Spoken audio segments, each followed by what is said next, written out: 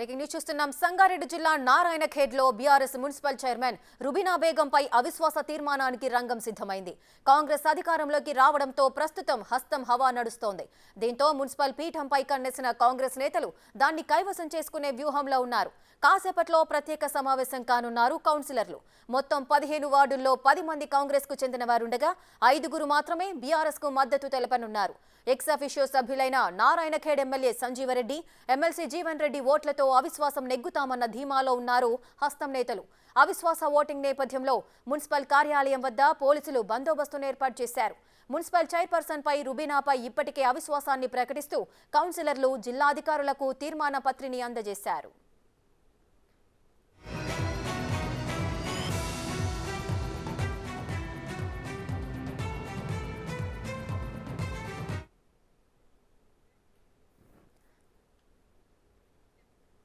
మరింత సమాచారం మా ప్రతినిధి దుర్గారెడ్డి లైవ్ లో అందిస్తారు. రైట్ దుర్గారెడ్డి, చెప్పండి, మున్సిపల్ చైర్పర్సన్ రుబీనాపై అవిశ్వాస తీర్మానాన్ని అయితే ప్రకటించారు. దీనికి సంబంధించిన అప్డేట్స్ ఏంటి? రేఖ, సంగారెడ్డి జిల్లా నారాయణఖేడ్ నియోజకవర్గంలో ఈరోజు సంగారెడ్డి మున్సిపాలిటీ పరిధిలో చూసినట్లయితే అక్కడ వ్యూహాత్మకంగా రాజకీయాలు అసలు మారిపోతున్నాయి. నిన్న డిసెంబర్ 3 తారీఖు వరకు బీఆర్ఎస్ కౌన్సిలర్, చైర్మన్, ఎమ్మెల్యే అందరు ఉన్నా కానీ ఆ తర్వాత జరిగిన అస్తమావా కొనసాగుతుందని చెప్పవచ్చు. అదేవిధంగా రుబీనాపై అంటే నారాయణఖేడ్ మున్సిపాలిటీలో 15 సీట్లు ఉండగా ఇంత గతంలో మాత్రము 8 బీఆర్ఎస్, 7 కాంగ్రెస్ గెలిస్తే ఆనాడున్న ఎమ్మెల్యే, ఎమ్మెల్సీ ఓటుతో మాత్రం కాంగ్రెస్ బీఆర్ఎస్ సంబంధించిన రుబీనా చైర్మన్ గా 4 సంవత్సరాలు కొనసాగింది. ఆ తర్వాత ఇప్పుడు మాత్రము తర్వాత సంజీవ్ రెడ్డి, అదేవిధంగా ఎమ్మెల్సీ జీవన్ రెడ్డి ఆధ్వర్యంలో మాత్రము ఆనంద్ సురేష్ శెట్కర్ మాత్రము ఈ రోజు ఆ ప్రమాణ స్వీకారం చేయబోతున్నారని చెప్పవచ్చు. అదేవిధంగా వైస్ చైర్మన్ కూడా దారం శంకర్ కూడా ప్రమాణ స్వీకారం చేయబోతున్నారు 3వ వార్డు సంబంధించినట్లు చూసినట్లే. అయితే రాజకీయ కోణంలో మాత్రం సంగారెడ్డి జిల్లాతో పాటు మెదక్ జిల్లాలో కూడా అన్ని చోట్ల కూడా మున్సిపల్ కౌన్సిలర్కి అవిశ్వాస తీర్మానం పెట్టారు. చాలా చోట్ల కూడా బీఆర్ఎస్ కౌన్సిలర్స్ ఉన్నా కానీ ఈ రోజు నారాయణఖేడ్ విజయంలో చూస్తే సంగారెడ్డి జిల్లా నారాయణఖేడ్ అత్యంత ప్రాధాన్యత సంతరించుకుందని చెప్పవచ్చు. ఇక మున్సిపల్ రుబీనాపై అవిశ్వాస తీర్మానం వెంకటేశ్వర ఆధ్వర్యంలో కొనసాగుతుంది. మరి కాసేపట్లో మాత్రం అక్కడ కాంగ్రెస్ పార్టీకి సంబంధించిన ఆనంద్ శెట్కర్ మాత్రం అవకాశం ఉంది. చైర్మన్ గా పీఠాన్ని అధిరోహించవస్తున్నారు.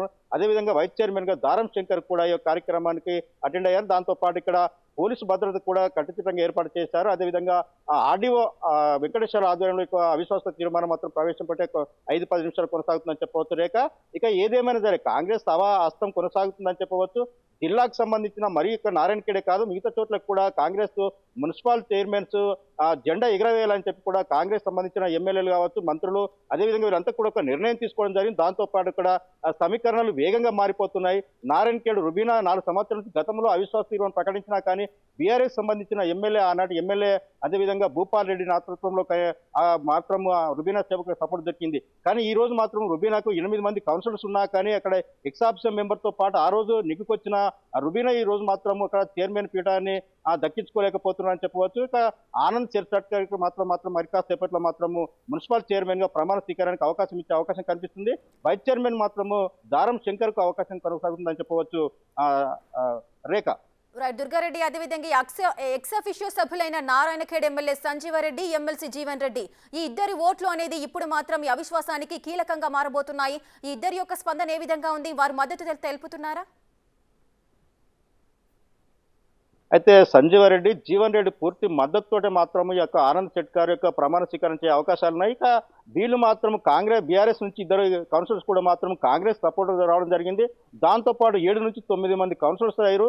ఎమ్మెల్సీ జీవన్ రెడ్డి, ఎమ్మెల్యే సంజీవ్ రెడ్డి తోటి 11 ఓట్లు మాత్రం వీళ్ళకి రాబోతున్నాయి. కనుక అక్కడ మాత్రము బీఆర్ఎస్ పార్టీ ఓటమి చెందుతుంది, అవిశ్వాస తీర్మానం నెగ్గలేకపోతుంది.